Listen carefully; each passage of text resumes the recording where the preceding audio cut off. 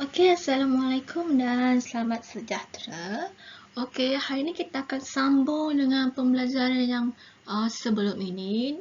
Masih lagi daya paduan dan masih lagi subtopik yang pertama. Jadi untuk hari ini kita akan sambung menentukan daya paduan pada arah yang tidak berserenjang dengan antara satu sama lain dengan menggunakan lukisan berskala, kaedah segitiga dan segi empat sari. Okey, kamu ingat lagi tak? Kita dah sebelum ni kita dah belajar tentang nak kira daya paduan dalam uh, 3 situasi. Jadi sebenarnya untuk tentukan daya paduan ni ada 4 situasi. Situasi yang pertama, kalau kamu masih ingat lagi, itu daya bertindak ke atas objek pada arah yang sama. Kedua, daya bertindak ke atas objek pada arah bertentangan. Yang ketiga, daya bertindak ke atas objek arah yang berserenjang antara satu sama lain, tapi untuk hari ini tidak berserenjang.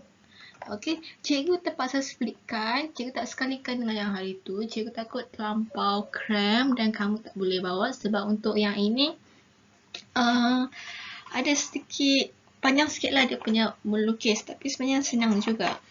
Jadi kalau cikgu bagi semua sekali, takut nanti kamu stres pula kan. Okey, kita pelan-pelan je. Okey, jadi untuk tentukan daya paduan pada arah yang tidak bersenjang ini, kita menggunakan sepenuhnya pada lukisan. Sama macam yang sebelum ni, kita gunakan yang arah yang serenjang, kita gunakan juga kita ada yang boleh guna lukisan ataupun kita guna teorem Pythagoras, tapi untuk yang tidak bersejarah memang sepenuhnya guna lukisan. Okey, untuk tentukan ini kita ada dua cara. Okey, dua kaedah. Yang pertama kaedah segitiga daya dan yang kedua adalah kaedah segi empat selari daya. Okey, jadi yang pertama sekali cikgu tunjukkan satu video ini yang menerangkan kaedah segitiga daya. Kaedah segitiga daya untuk menentukan daya paduan. Video ini menunjukkan bagaimana kaedah segitiga daya digunakan untuk menentukan daya paduan apabila dua daya bertindak pada arah yang tidak serenjang antara satu sama lain. Katakan terdapat daya F1 dan daya F2 dan sudut di antara dua daya tersebut ialah alfa. Terdapat 5 langkah untuk kaedah ini. Yang pertama, pilih skala yang sesuai untuk melukis garis yang mewakili magnitud daya. Kedua, dengan menggunakan pembaris dan jangka sudut, lukiskan daya F1 dan daya F2 mengikut tertib untuk membentuk dua sisi sebuah segitiga.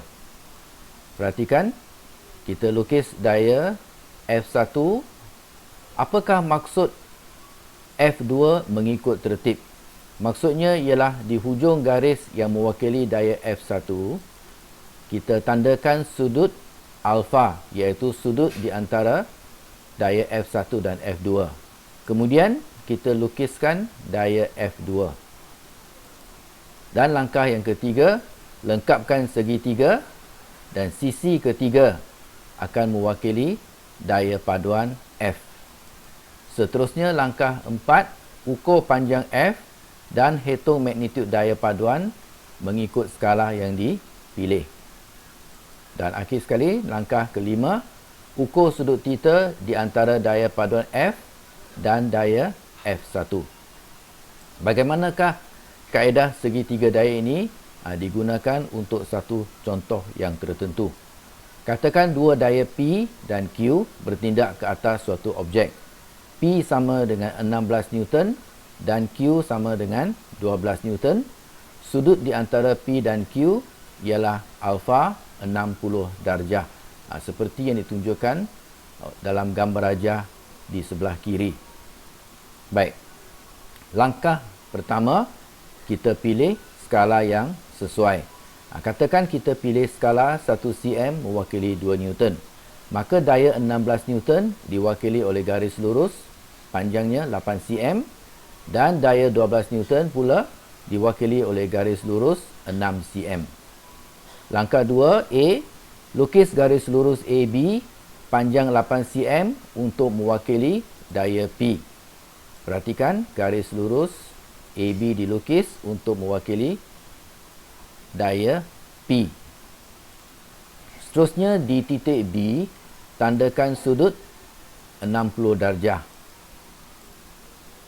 Selepas sudut itu sudah ditanda, langkah seterusnya ialah lukiskan garis lurus BC panjang 6 cm untuk mewakili daya Q.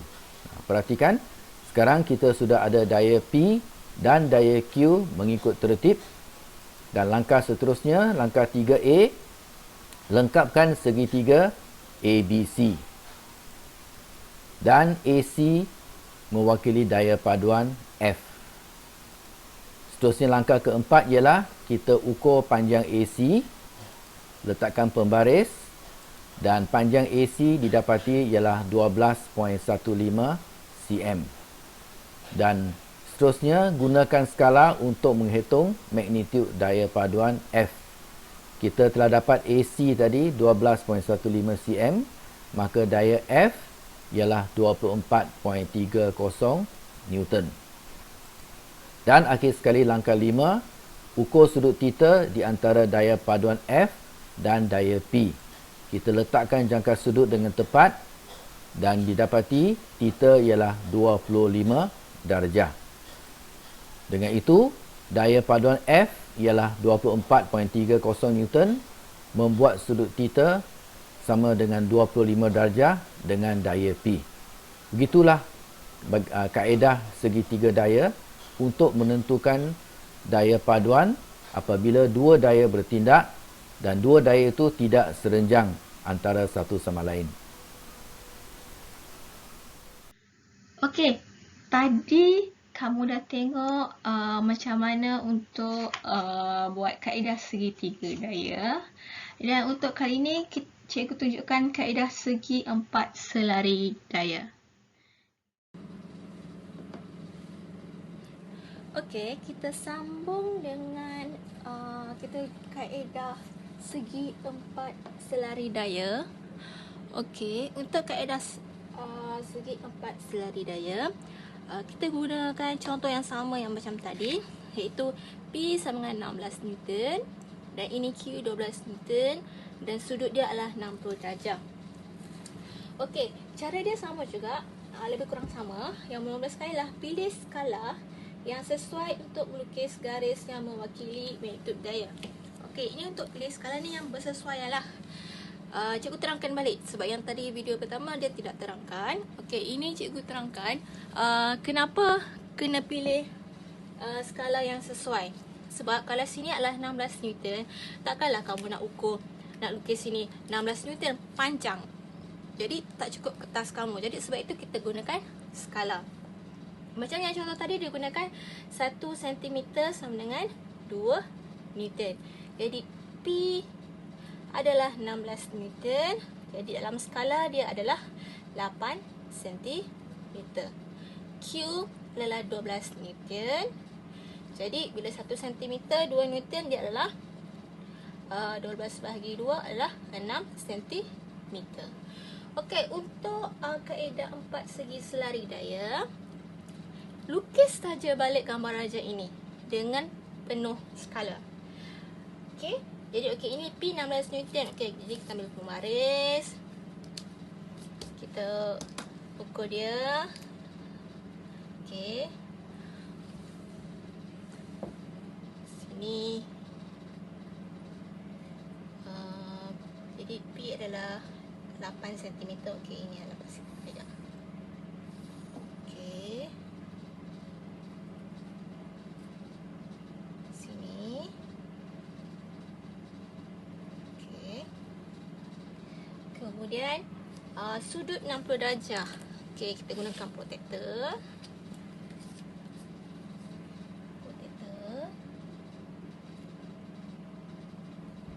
Ukur 60 darjah.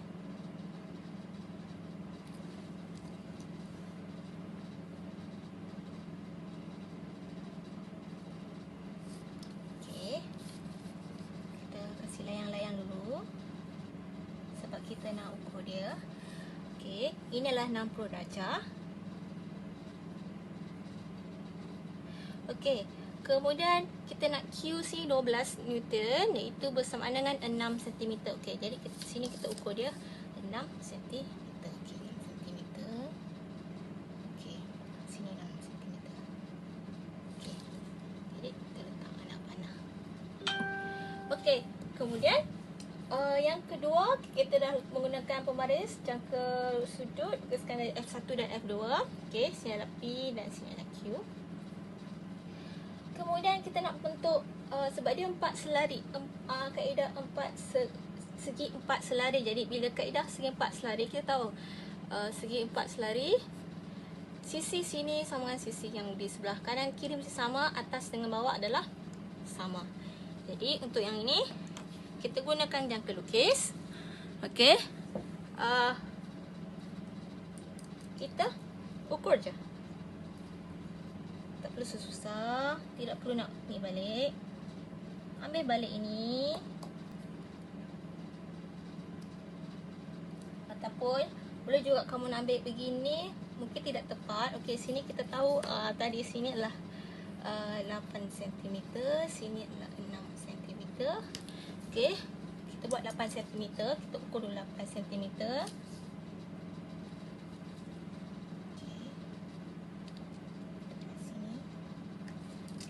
Daripada titik ini kita tarik je. Okey, sini 8 cm. Kemudian kita ada 6 cm.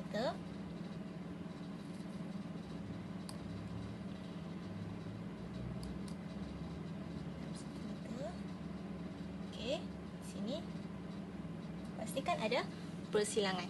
Okey, tarik bagi bersilang. Kemudian kita lengkapkanlah kita punya segi 4 selari.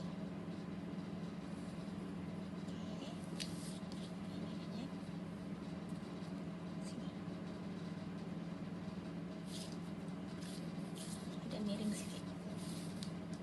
Okey, ada tersalah mana-mana ke?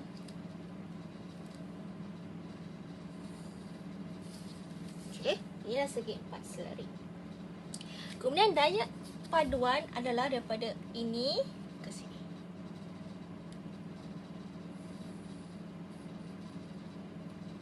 Ini adalah daya paduan yang kita nak cari. Sama macam yang kaedah tadi, kita ukurlah.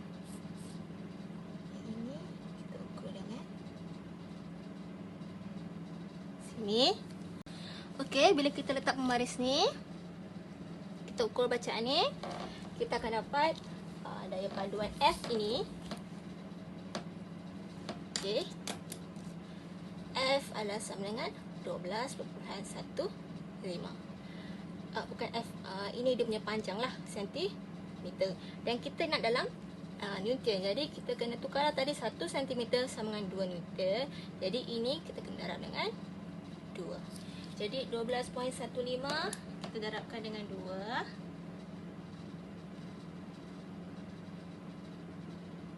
Kita akan dapat 24.3 Newton. Ini adalah dia punya daya paduan. Dan kemudian kalau kita nak ukur dia punya sudut yang membentuk daya paduan adalah di sini. Garis ini, garis daya paduan ni dengan yang P. Ini kita ukur. Ukur ni guna protector. Kita letak protector. Kita baca.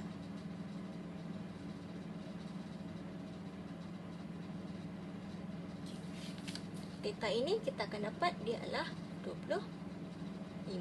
Jadi samalah macam yang kaedah tadi yang awal tadi menggunakan segitiga daya. Okey? Boleh guna salah satu yang kamu sukalah, yang kamu lebih senang. Sebenarnya lebih senang lagi rasanya macam guna segitiga daya lah daripada gunakan kaedah 4 segi 4 selari daya lah. Sebab mungkin bila kamu tarik dia punya bacaan mungkin ada yang terlari. Kalau macam segitiga daya ni kita tak perlu guna jangka lukis, kita hanya gunakan pembaris je. Okey? Okey, itu saja. Terima kasih.